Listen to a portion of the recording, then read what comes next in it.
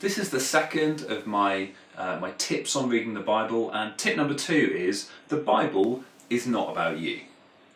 We live in a culture that is, I guess, individualistic and kind of self-obsessed.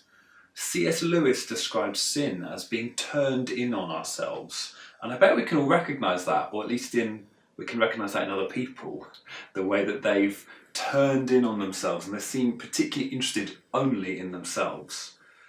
Because our culture is like that, and that is pervasive with so many of us, we actually find we then read the Bible like that, and we expect it to be about us.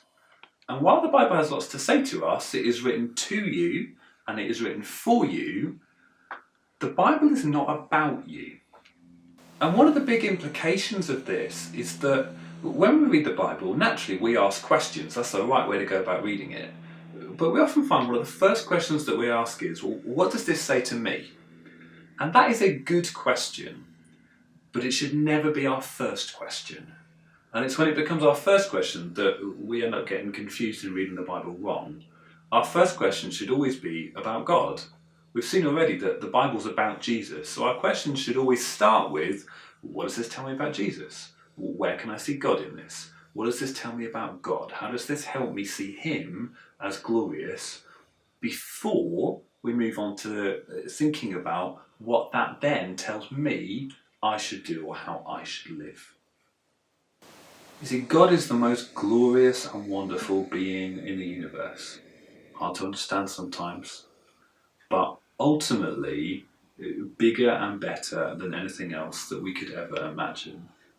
And as we spend time with Him, we slowly learn that that's the case.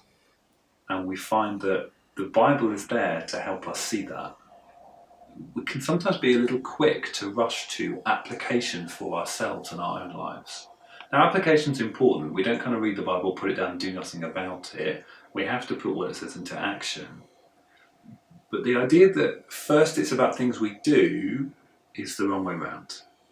Because actually the Bible is far more interested, because God is far more interested, not so much in what we do, but in what we love. Interested in the fact that we love Him. And so the Bible is primarily about helping us do that, and forming our minds, and forming our hearts, and forming our persons, so that we love Him, so that we love towards Him. Which means that it's not about you. The Bible exists to shape our hearts towards our Father.